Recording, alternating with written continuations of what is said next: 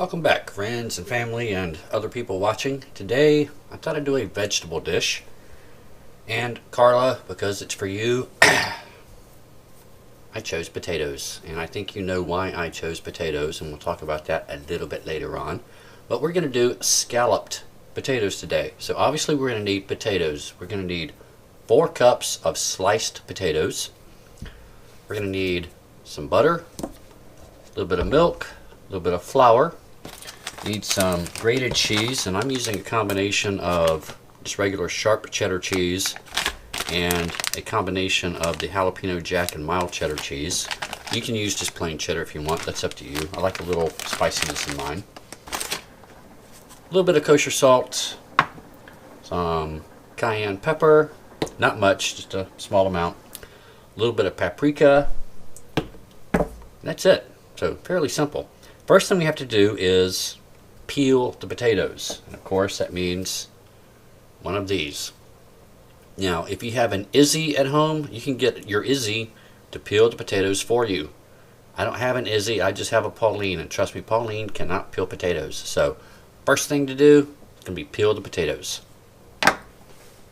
Alright, the potatoes are now peeled, and I have to admit I started out with the vegetable peeler and I switched over to a paring knife because this went a whole lot faster peeling the potatoes than the vegetable peeler did, so just so you know.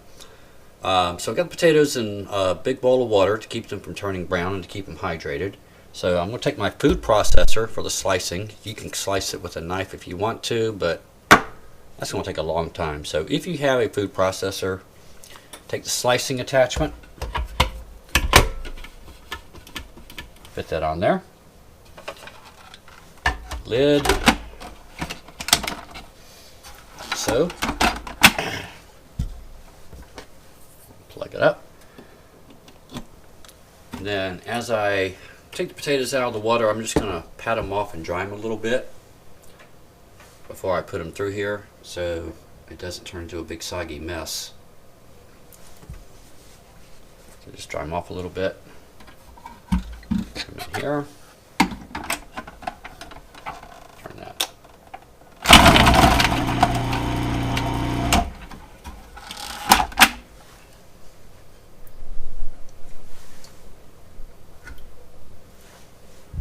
Might even be able to get 2 at a time. Oh, that's the sound of the oven telling me it's now preheated at 350 degrees, because you'll need that.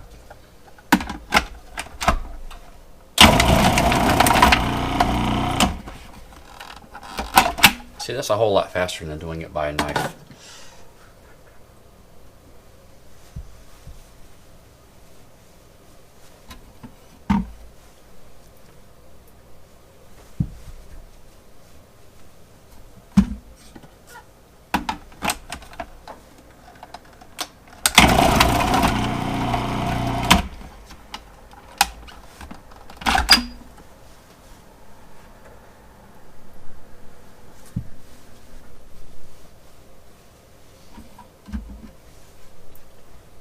I'm using red skin potatoes here. You can use whatever kind of potatoes you want. I just happen to grab these.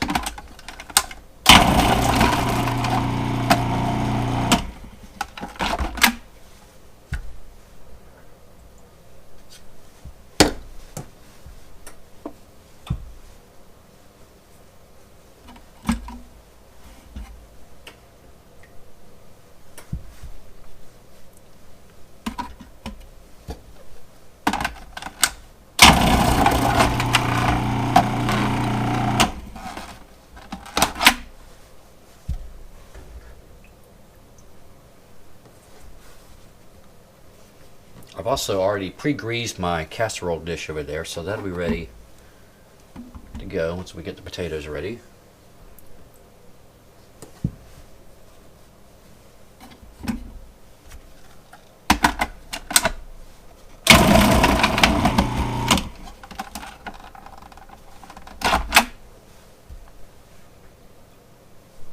Just a couple more.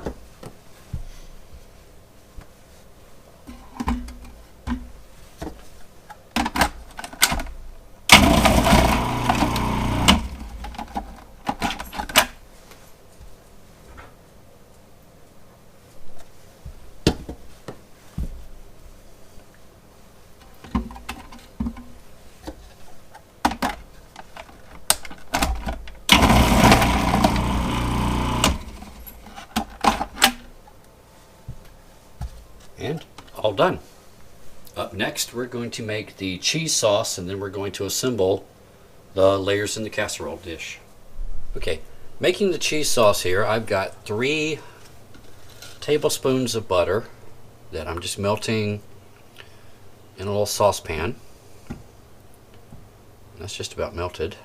We don't want this too hot. You don't want the butter to come to a boil. And then to that, once that gets melted, we're going to add the flour. Now, I've got to tell you the story about potatoes and me and Carla, for those of you who don't know.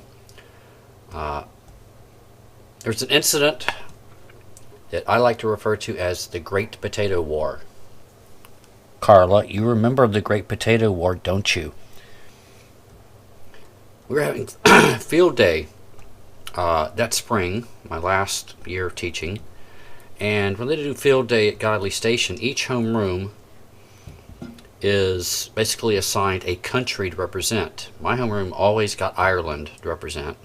Carla's homeroom always got the country of Andorra, like that's even a real country. Actually it is. It's a very, very tiny little country located between France and Spain. But I was always Ireland, and so that year there was some competition going between us leading up to field day for like the week ahead of time. And delivered to my Ireland classroom was a basket of potatoes with this really sad note on it about how awful the history of Ireland was and the Great Potato Famine, and sorry to hear about all your people dying from starvation because of the potato famine, and if only you'd gotten some more potatoes and all this. So I had this basket of potatoes delivered to me. It was kind of a slap in the face. So, not to be outdone, and being the practical joker that I am, a day or two later, because I always got to school before anyone else on my team, I took these potatoes and I went into Carla's room. I didn't break into her room, so technically it was not breaking and entering, so I couldn't be accused of a crime. But I took the potatoes into Carla's room and I hid them in all kinds of sneaky places throughout the room, and I had them all over the place. I opened drawers, boxes, the closet, behind the blinds, under desk, you name it, there was a potato there for Carla to find. And so when Carla finally got to school that day and started seeing a few little potatoes here and there, and her students came in wondering why there were potatoes in the room, they started the great hunt for all these potatoes. And I just kind of stayed in my room for a while waiting for the feedback, and finally went out in the hallway, and Carla had all her students searching the room up one side, down the other, trying to find all the potatoes. And Carla was standing in the hallway describing the incident to another co-worker, and she said, "There were potatoes everywhere." And the other were. And about the time she said that, one of her students came running out in the hallway, "Miss Frazier, we found another potato." So there were potatoes everywhere, so that's why I call it the Great Potato War of 2015. And that's why I chose potatoes, Carla, for tonight's dish. Alright, my butter is nice and melted. To this, I'm going to add 3 tablespoons of all-purpose flour.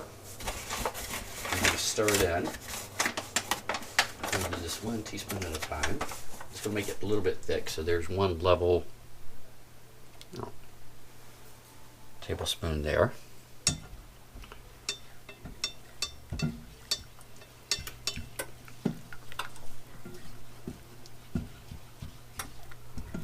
I might point out here that Joseph is going to love this dish because he loves potatoes and he loves cheese.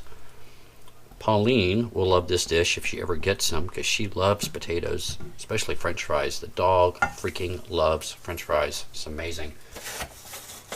Whenever I eat fast food for lunch sometimes at work and I get fries, I actually don't eat much of the fries for myself. I save them and bring them home to Pauline, and she does the happy dance, literally does the happy dance when I bring fries home to her.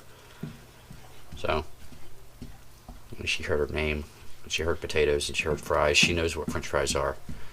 Alright, 2 tablespoons of flour there, getting mixed in nicely. Turn the heat down a little bit. 1 more tablespoon of flour. That'll finish up the flour portion. I'm going to stir that in.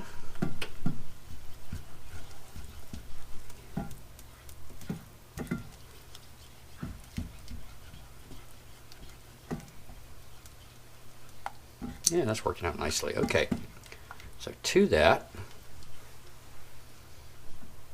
I'm now going to add, of course I got flour on the stove because it's me. I'm going to add 1.5 cups of whole milk to this mixture.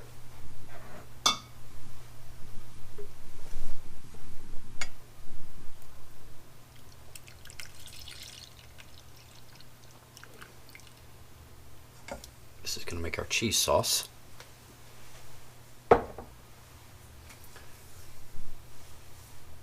And we're going to season it with 1 teaspoon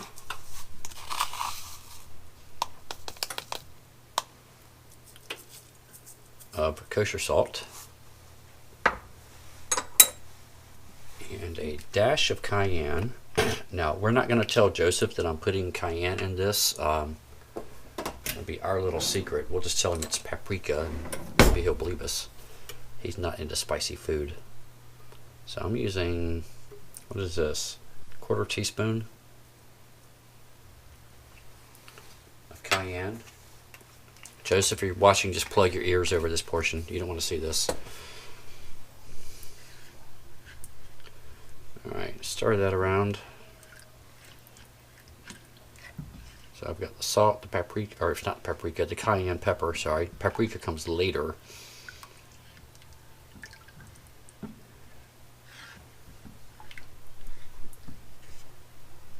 Okay, and then we're going to start stirring in the cheese. I'm using, like I said, a combination of the regular cheddar cheese and the combination of cheddar and jalapeno, not jalapeno, pepper jack. So we're just going to start putting the cheese into this, basically 1 handful at a time. A bit more. Okay, maybe 2 handfuls at a time. I like it really cheesy. Do that with the pepper jack mix. Like I said, you can just use all cheddar if you want to. That's the traditional way to do it. But you know, I'm special, so I'm mixing it up a little.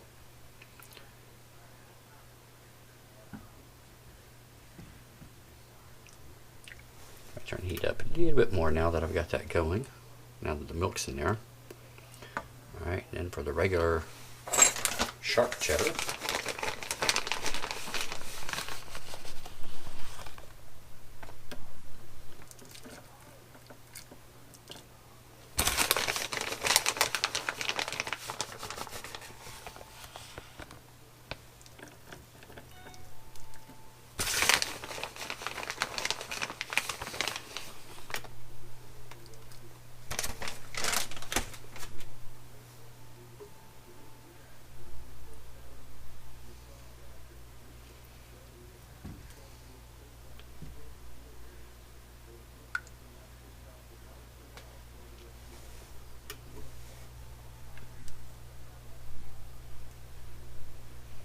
you don't want the milk to really come to a brutal boil here, because boiling milk doesn't go good.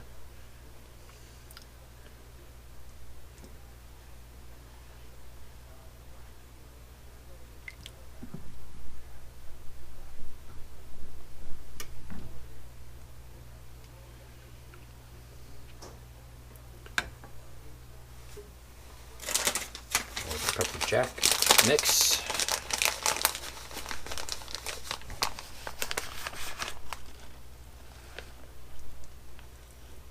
Trying to keep the cheese off the stove top because I don't know when I have to get melted cheese off my glass top stove here.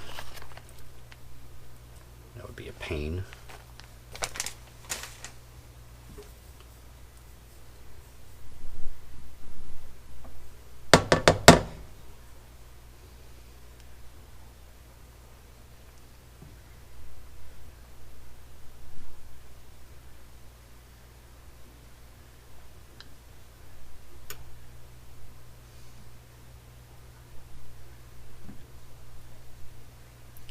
Now you could jazz this up a little bit if you want to, by adding some other stuff to it. Personally, I think some crumbled up bacon would be awesome in this. I just don't happen to have any bacon on hand. But crumbled up bacon would be good. You could throw in like maybe some chives or green onions, something like that. If you're really brave and adventurous, you could dice up some jalapenos really fine and add those to the mix. Make it really nice and spicy. Won't be doing that for Joseph, but I can do it for me. We're getting there.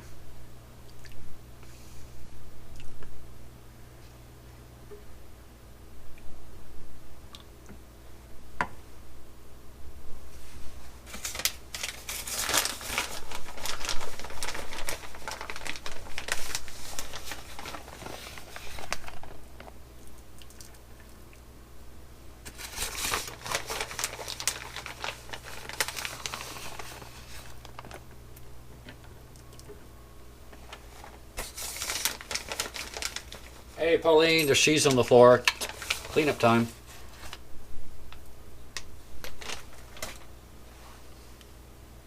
Good girl. That's a good girl. Yes.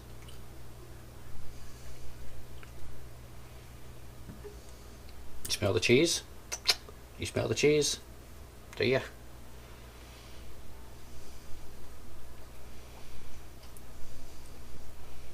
So again, we're doing this slowly because you don't want anything to burn. And I am using a non-stick saucepan here.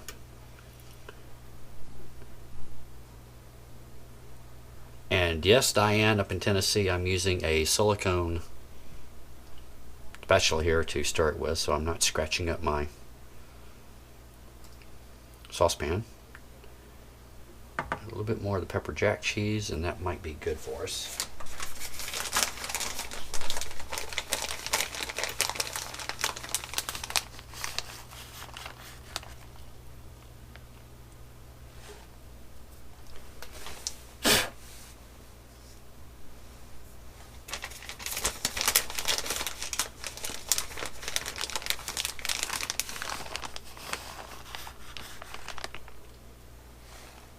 Alright, turn these little cheese things off my stovetop.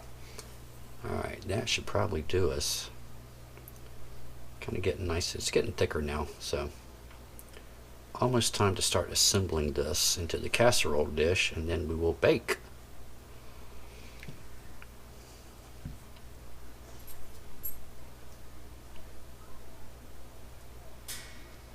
Okay, Pauline, seriously, there's no more cheese down there. You can stop.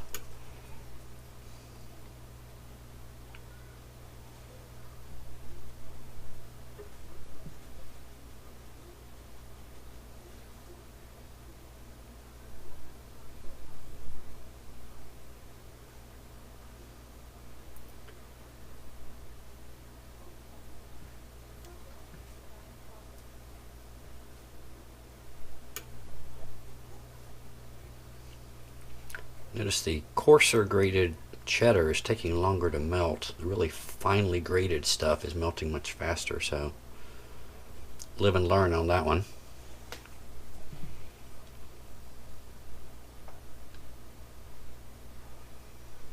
Let me turn up the heat just a smidge. It's going to help expedite that process.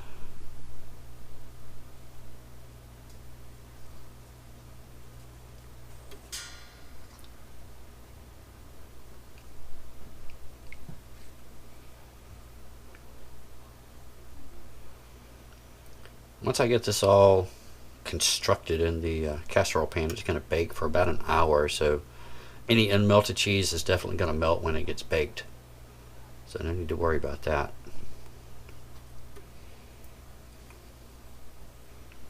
I still think bacon would be good in this. I don't know why I didn't think of that ahead of time.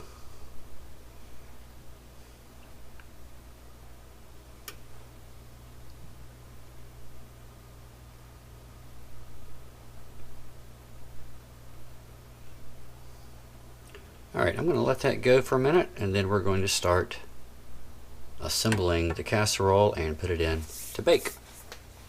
Alright, cheese sauce is nice and cheesy and thoroughly sauced, so that's ready to go. We're going to start by layering the potato slices. This is a greased casserole dish.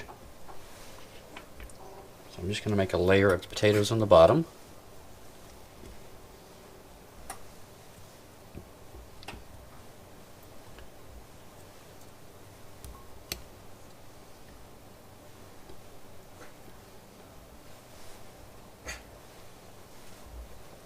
Take about half the potatoes for the first layer. One thing I was thinking as I was slicing these potatoes, it would have been nice if when they made this food processor bowl they'd put measuring lines on there. That would come in handy.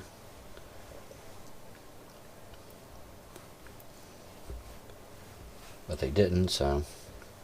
Notice I do have the blade removed from that, so I'm not going to worry about slicing my fingers up.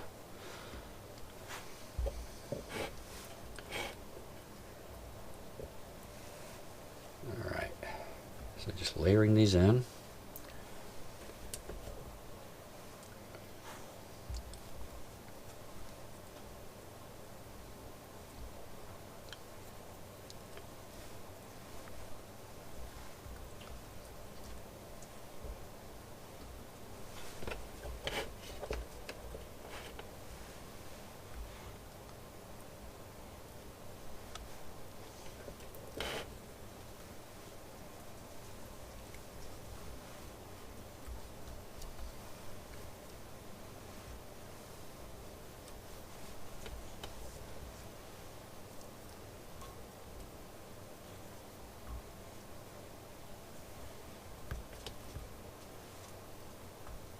Alright, that's probably good for our first layer. So now I'm going to take my sauce and I think I'm going to use a spoon for this. Because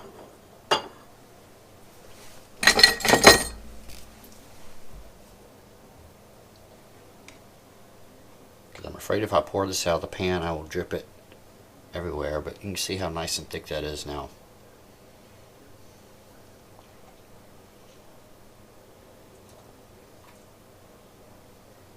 Basically let's put about half the mixture over that, and then we're gonna do the second layer of potatoes.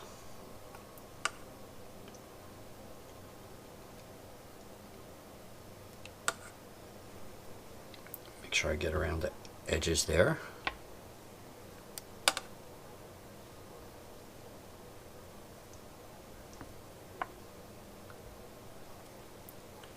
Alright, like so.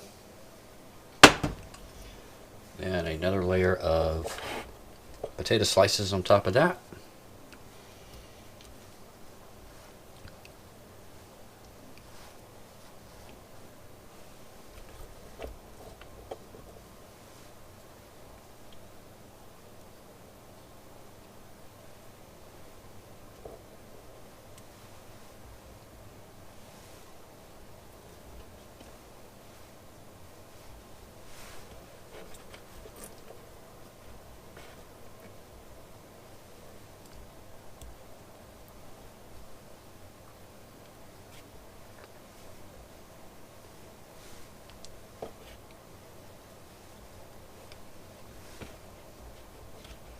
Pauline thinks she might be getting some of this later on tonight. She might be right. She did thoroughly enjoy the chicken and dumplings the other night. I gave her a little bit of that. She cleaned her plate.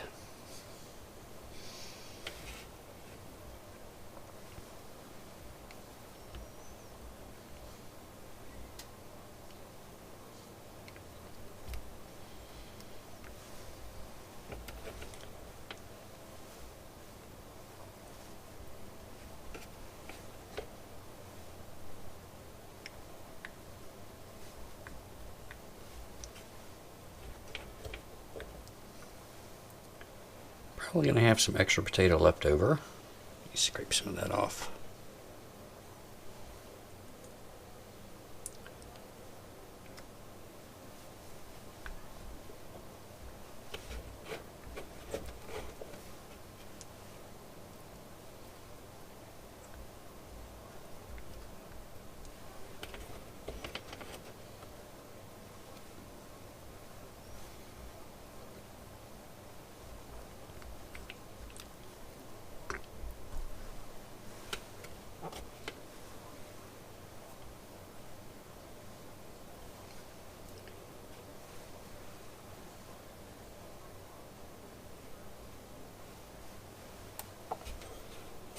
Try and get some nice pretty slices to go on the top.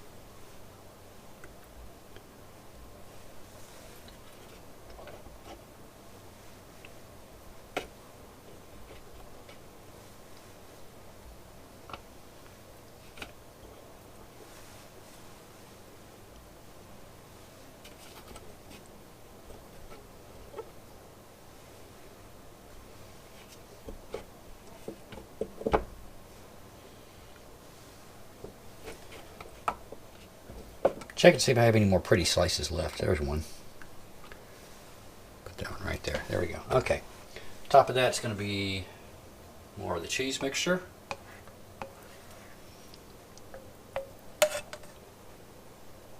We're going to spoon over the top.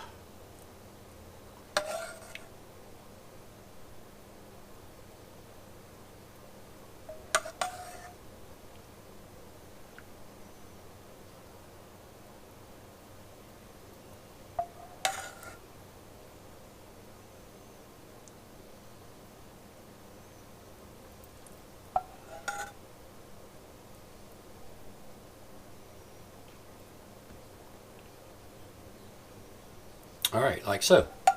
And then, to finish it off, little paprika on top for color. Maybe a lot of paprika on top for color.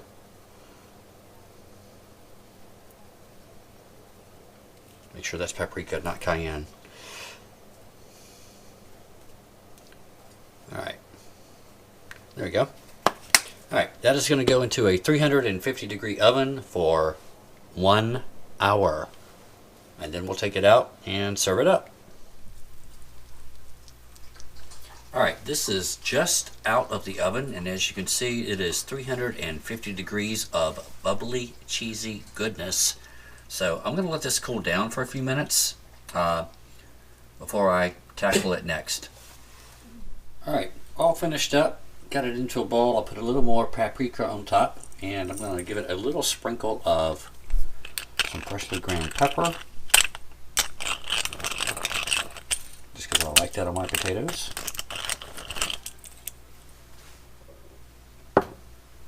And there you go. Scalloped potatoes, just for you, Carla, in honor of the Great Potato War of 2015. Hope you like this one.